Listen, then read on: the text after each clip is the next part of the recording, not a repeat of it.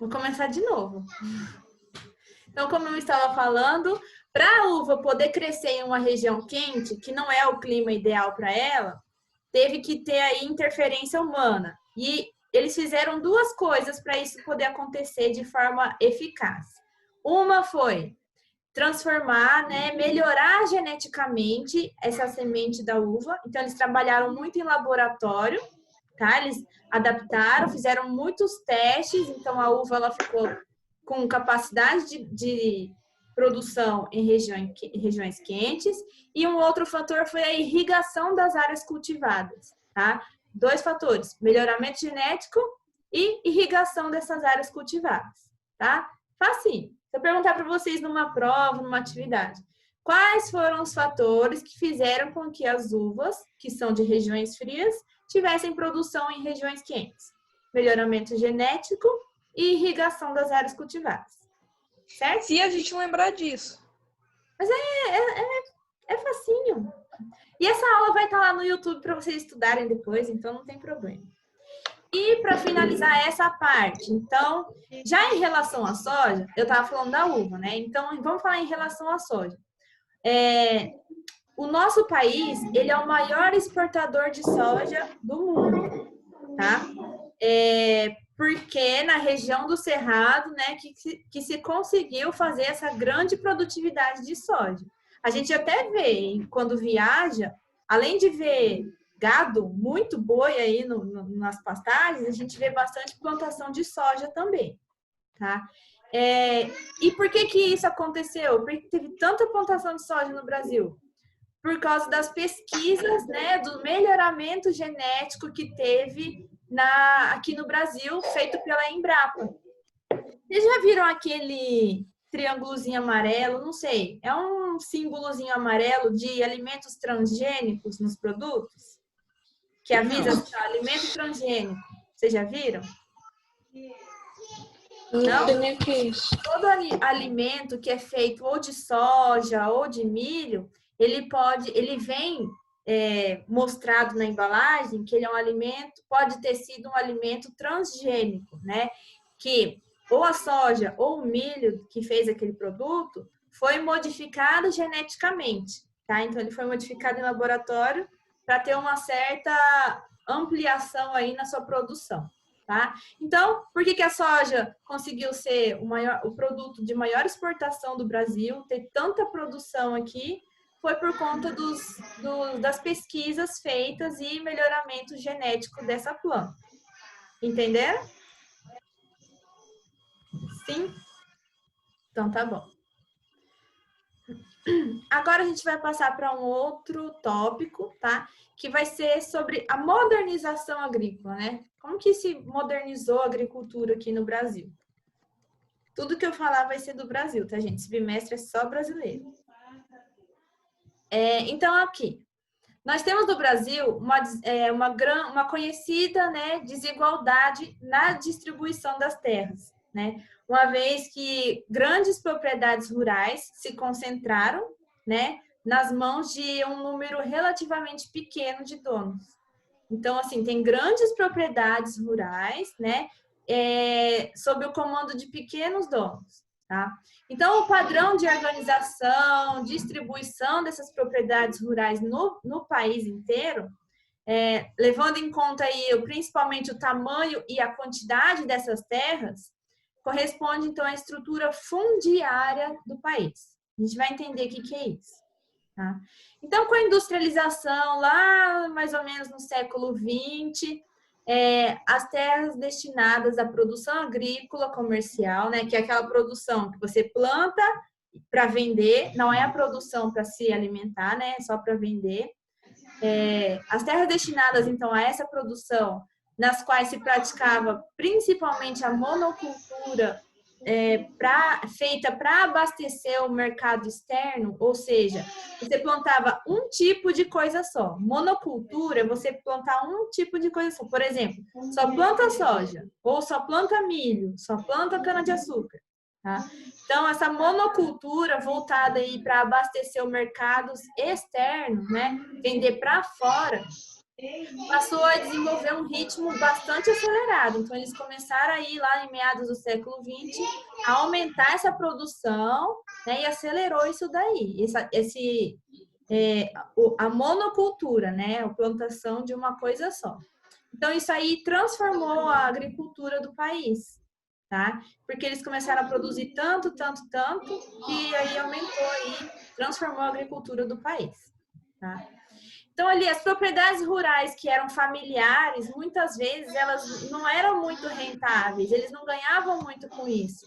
Então, ali, como os grandes produtores têm acesso, né, às melhores tecnologias e tal, eles podem produzir muito mais do que, por exemplo, alguém que tem só um sítiozinho, uma hortinha que vende lá suas coisinhas, ganha muito menos do que um fazendeiro que tem uma grande produção, usa tecnologias para melhorar o solo, colocar agrotóxicos para evitar pragas, né? Então, assim, tem essa diferença, um ganha muito mais do que o outro, né? Então, assim, o custo da produção por unidade fica mais baixo, tá? Então, essas empresas grandes, elas conseguem produzir em grande escala, ou seja, conseguem produzir bastante. Já as estruturas lá de áreas rurais menores não conseguem render tanto na economia. Então, esses que conseguem vender a preços menores, enquanto os pequenos produtores, se eles não tiverem ajuda de tecnologia ou outras coisas, eles têm dificuldade para competir, né? Por exemplo, alguém que tem uma área rural pequenininha, que só plantam, não tem capacidade, não tem espaço para plantar tanto, não tem tecnologia para colaborar, eles não podem vender muito barato, porque senão eles não vão ganhar muito dinheiro. Já os que têm uma grande extensão de terra, maquinários tecnológicos, né? Eles conseguem produzir muito mais, conseguem vender mais barato e ainda assim ganhar dinheiro. Então tem essa diferença aí entre os dois. Vocês estão me entendendo? Então, Rafael está entendendo? Enzo? Então tá.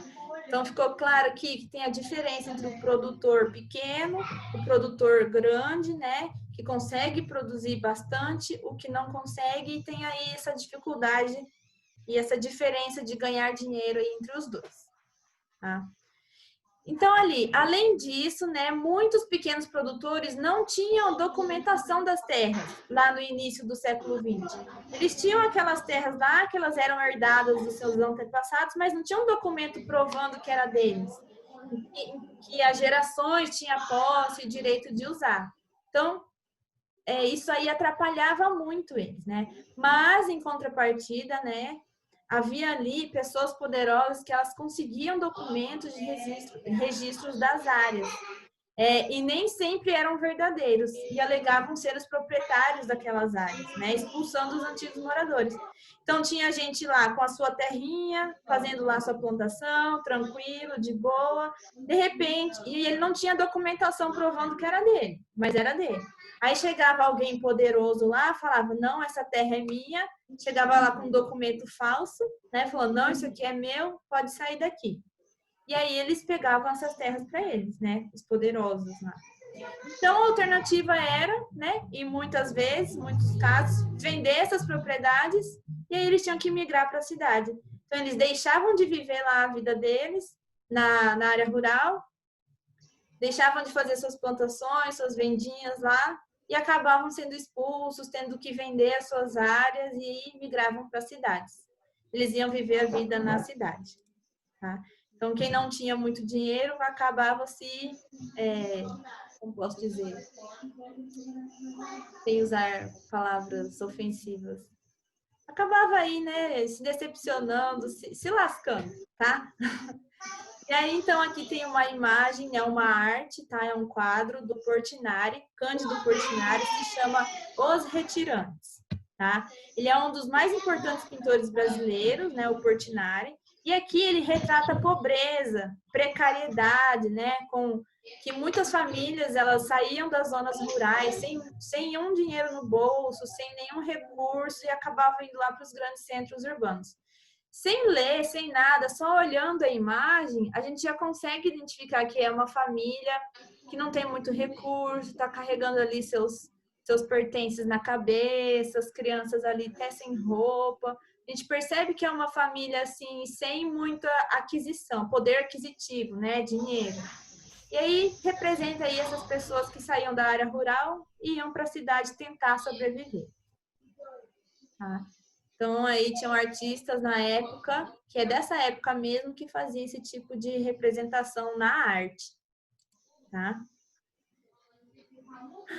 Bom, então a falta do planejamento do governo, né, e a crise econômica que aconteceu no país lá na década de 80, e boa parte lá da década de 90, dificultou aí a produção e a criação dos postos de trabalho no campo. Então, dificultou o trabalho no campo, né? Reduzindo o número daqueles estabelecimentos que tinham produção. Dessa forma, então, o êxodo rural... Vocês já ouviram falar em êxodo rural? Já estudaram sobre isso? Já, né? Que é a migração das pessoas, né? Da área rural para a área urbana. Então, o êxodo rural... A gente estudou isso em história. Então, isso aí está associado ao crescimento acelerado das cidades, né? Porque as pessoas saíam da área rural, iam para a cidade e aí aumentava aí as atividades urbanas, né? E também aumentava a incapacidade delas absorverem tanta mão de obra, tantas pessoas que chegavam nela, né, na cidade, o que resultava em uma profunda desigualdade socioeconômica nos espaços urbanos. Ou seja, chegava tanta gente da área rural para a cidade que não tinha espaço para elas, não tinha emprego para elas. E aí gerou uma desigualdade social e econômica, né? Tinha muita gente pobre e tinha os mais ricos. Tinha muita gente... E aí isso separava, né? Tanto socialmente quanto economicamente as pessoas. Os pobres e os ricos. Isso é desigualdade social e econômica. Enquanto uns tinham muitos, outros tinham poucos, tá? Hoje ainda existe, mas isso ficou muito marcante nessa época, por causa do êxodo rural, né? As pessoas saíam da área deles, né? Da área rural deles, iam para a cidade e não sabiam o que fazer, não tinha emprego, não tinha lugar para eles. Gerou, então, a desigualdade socioeconômica. Bom, então, em relação ao tamanho daquelas propriedades, né, rurais que tinham antes, era possível classificar em duas partes. Tanto numa propriedade que era um minifúndio ou um latifúndio, né? E aí, com base nas dimensões que elas apresentavam, no tamanho, tá? Minifúndios, já podem até imaginar o tamanho que é, né? Então, ali, ó, os minifúndios podem ter tamanhos diferenciados de acordo com a região ou o estado, né? Mas trata-se aí de propriedades rurais com área inferior a 10 hectares, tá? Então, se tinha uma região, uma propriedade rural com menos de 10 hectares, era um minifúndio. Se tinha uma propriedade rural com mais de 1.000 hectares, já era um latifúndio. Tá? Então, era aí de acordo com o tamanho das propriedades rurais. Minifúndio e latifúndio. E também aqui ó, é importante ainda conhecer as definições de agricultura familiar e não familiar ou patronal. Então, agricultura familiar, não familiar e patronal. Gente, eu sei que são muitos conceitos, né? Vocês não vão conseguir lembrar tudo isso dessa aula. Depois dessa aula, eu vou resumir os conceitos num arquivo do Word e vou colocar lá no Google para vocês, tá? O que é pecuária intensiva, extensiva, monocultura, latifúndio, minifúndio, o que é um hectare também, senão vocês vão ficar aí tudo confuso, tá? Então, aí tem esses 3 tipos de agricultura, né? Familiar, não familiar e patronal. E aí tem o censo agropecuário, tá? Então, segundo esse censo agropecuário, o que é esse censo? Ele é um estudo de estatísticas de tudo que acontece ali naquela região, tá? Várias informações que eles podem coletar ali. Então, o censo agropecuário lá de 2006, a agricultura não familiar, ela é especializada em produzir um tipo de cultivo em larga escala, utilizando grandes áreas, tá? Então, ou seja, não é uma família que mora lá no campo e tem a sua plantação. É uma agricultura não familiar. Ela é um local específico para aquilo e consegue produzir em larga escala, tá? Agricultura não familiar. E aí dispõe aí do uso de tecnologias sofisticadas, né, para ter certeza que vai ter uma grande produtividade. E aí boa parte dessa produção é feita a exportação dela, né? É igual aqui, tem grande quantidade de plantações de soja, eles fazem essa colheita dessa grande extensão dessa plantação e fazem a exportação, ou seja, vende para fora do país, tá? Isso é uma agricultura não familiar, ok? E aí, então, boa parte dessa produção é destinada à exportação, como eu falei, porém com volumes significativos voltados também para o mercado interno. A maior parte é vendida para fora do país e a outra parte é vendida aqui dentro do próprio país, tá? Entenderam o que é agricultura não familiar? É uma agricultura, então, como se fosse feita aí por uma indústria, tá? Tem uma área só para aquilo. Não é para morar, não é para cultivar, para sobreviver. Eles usam aquela região, aquela área apenas para o cultivo, para exportação e para o comércio dentro do país também.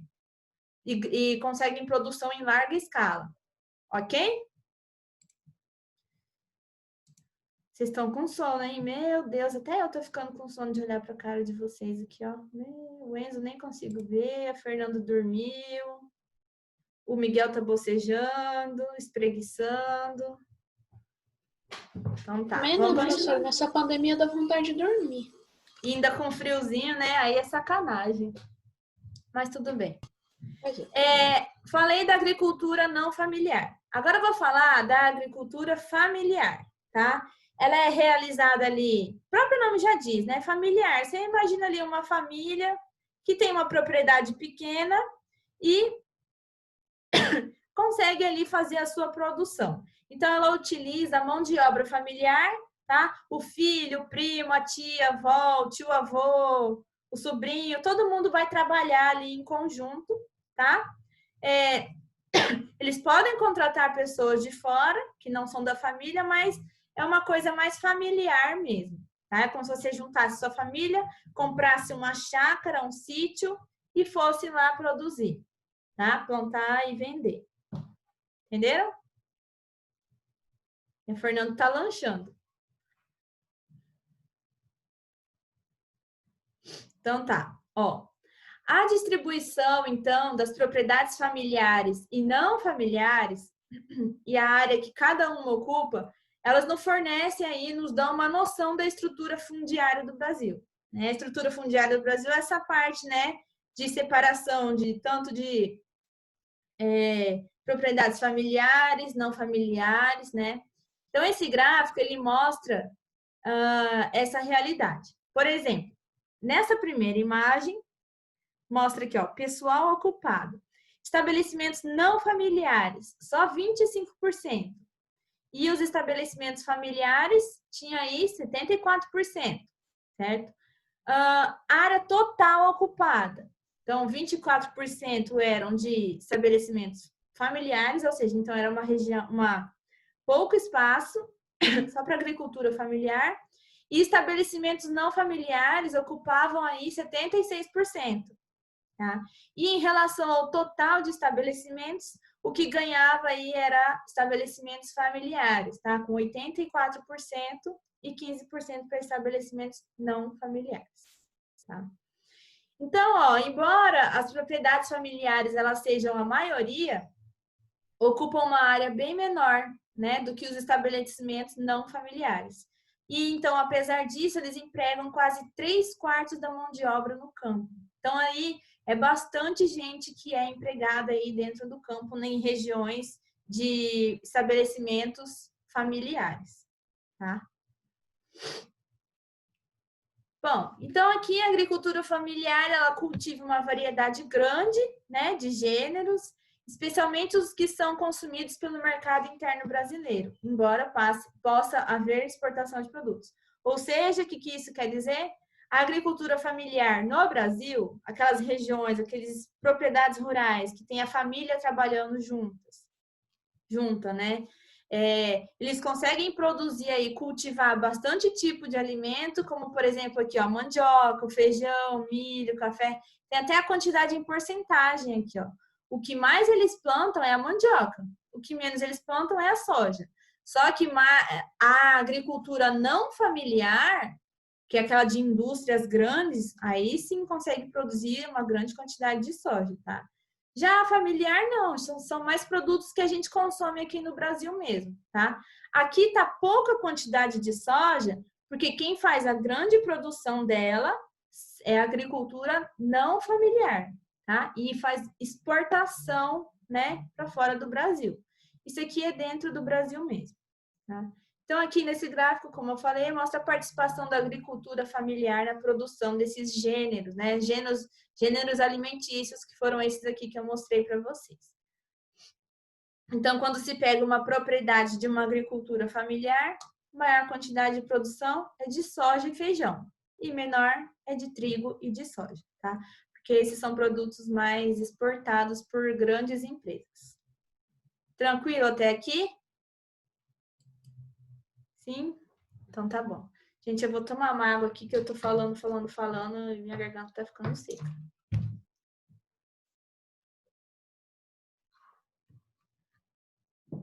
Tá. Vai até que horas nossa aula, vocês sabem? 3 horas? 3 horas. É bastante, Geografia. né? Geografia até as 3. E de ciências é até as 5h20. 5h20, né?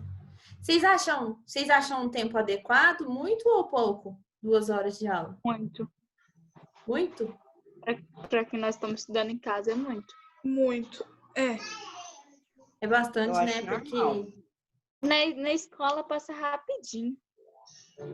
lá a gente tem 2 aulas de 50 minutos cada uma, né? Aqui a gente tem 2 aulas de 60 minutos cada uma. Aumenta 20 minutos. Mas ainda assim é bastante assunto, né? Bastante coisa para pôr na cabeça.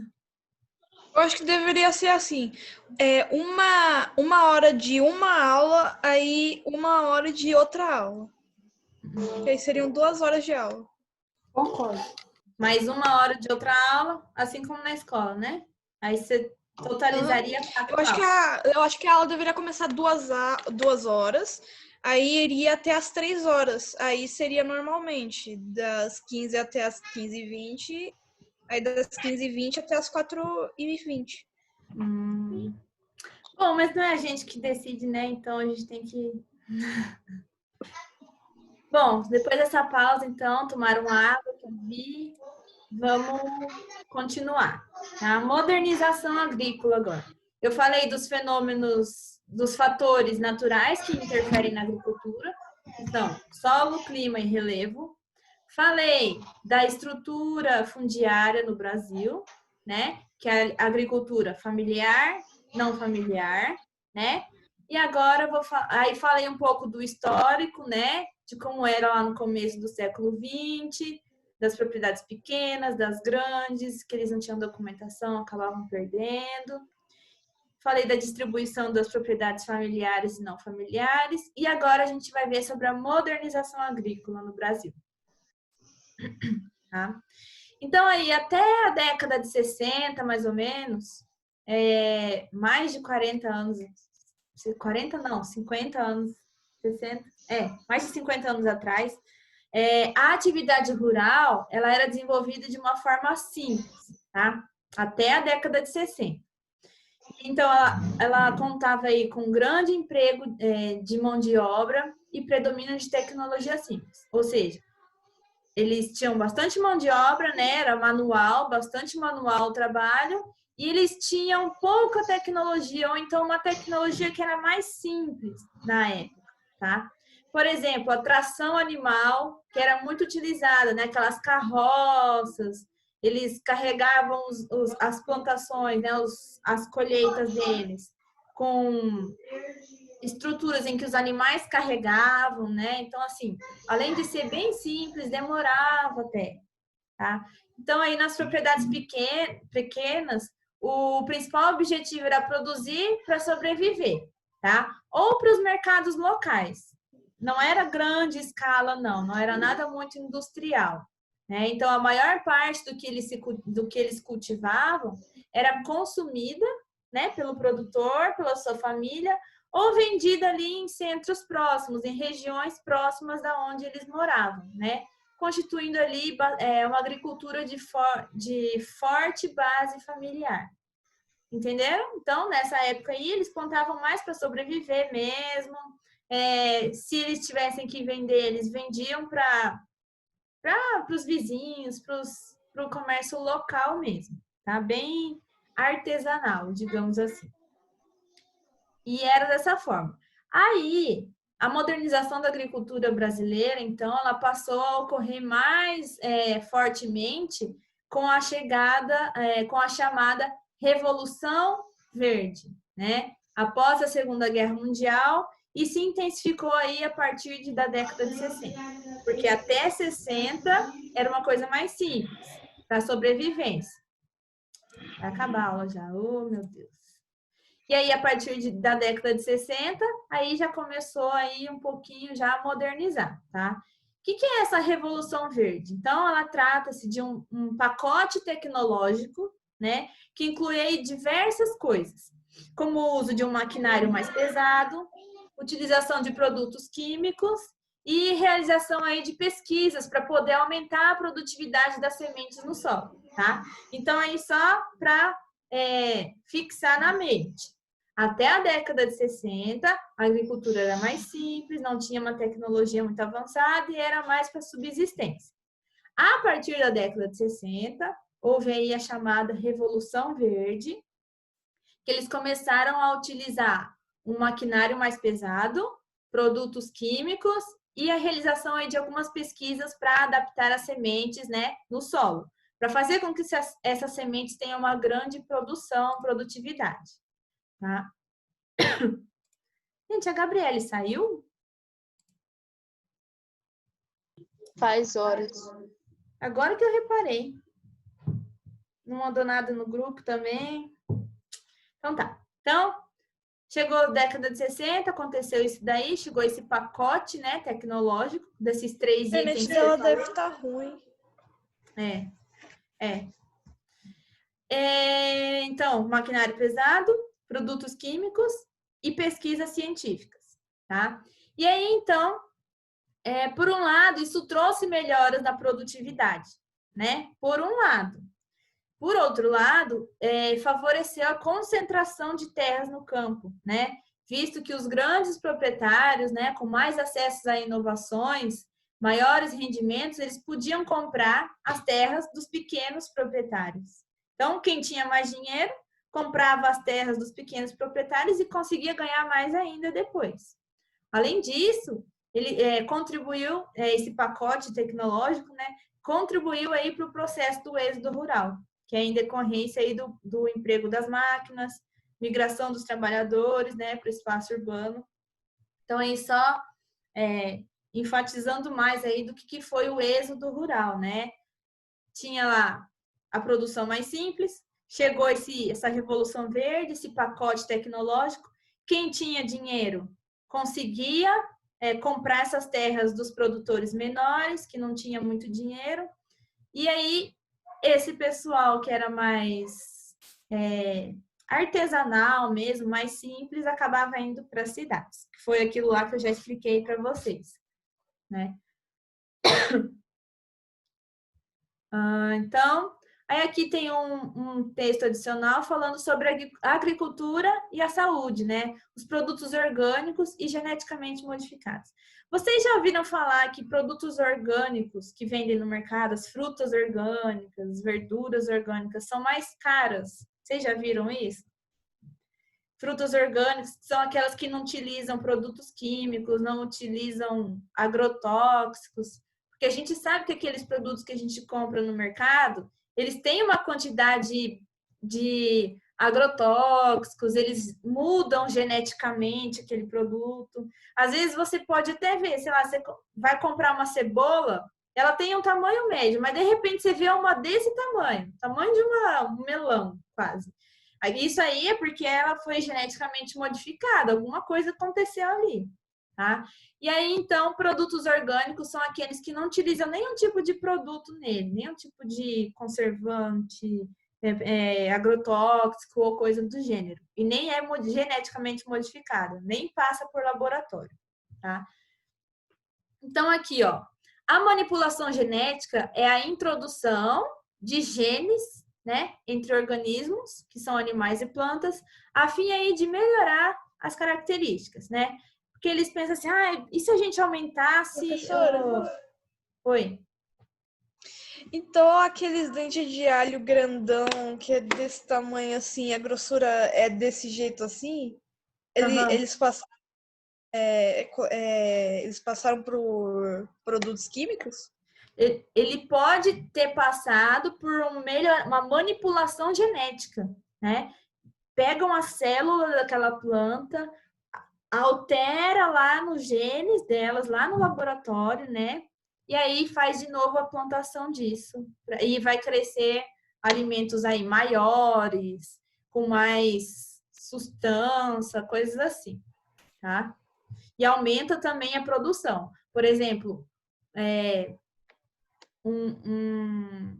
aumenta a quantidade do produto, tá? Que antes produzia uma certa quantidade, aí fez a manipulação genética e ele produziu o triplo depois, tá? Eles fazem isso para aumentar a produtividade, tá? Então, olha, a manipulação genética ela é a introdução de um gene, né, entre esses organismos, a fim de melhorar determinadas características, né? Aumentar o tamanho da fruta, aumentar o caldo, aumentar a produtividade, a quantidade, tá? Então, a semente de uma planta geneticamente modificada pode, por exemplo, né, ter um gene que torna ela resistente a pragas, por exemplo, ou a produtos químicos. Então, você altera o gene dela, a genética dela dentro da célula dela, para ela se tornar resistente a uma praga. Por exemplo, a plantação de soja eu não sei se é assim mesmo, né? É só um exemplo. Ela sofre com um ataque de gafanhotos, vamos supor. Então, eles fazem modificações genéticas para as plantas serem resistentes a esse tipo de ataque de pragas, tá? Então, assim, essas plantas, elas crescem com uma proteção mais artificial, né? Que foi mudada em laboratório. Então, assim, o consumo de alimentos, né, geneticamente modificados, que foram lá trabalhados em laboratório, suas sementes e tal, entretanto, eles geram algumas polêmicas, né? Tem gente que não consome de jeito nenhum alimentos transgênicos, vamos supor assim, né, que são passados por essa manipulação genética, né? Pois muitos defendem que, em razão de algumas características, né, desses produtos, o seu uso pode trazer risco à saúde. Então, eles falam, tem gente que não consome, né, por medo de esses produtos que foram mudados geneticamente pode trazer algum dano na nossa saúde. Por isso que tem muitas embalagens de produtos que tem o símbolo de produto transgênico. Tá? Que são esses Professora, já produtos... vai acabar. Ai, meu Deus, é verdade. Só terminando esse parágrafo, então. Então, também tem diversos riscos ambientais, tá? Como a interação das plantas modificadas com as outras plantas que não são modificadas, que pode matá-las, tá? Então, aí pode causar um impacto ambiental aí, esses alimentos que são geneticamente modificados. Então, aí aqui a imagem de uma pesquisadora que ela está manipulando um sugador de grãos de milho em laboratório, né, de desenvolvimento de sementes. Então, eles pegam, alteram, fazem a criação desses grãos de milho e fazem o aumento da produtividade. Vou de novo interromper e mandar outro link para vocês, tá?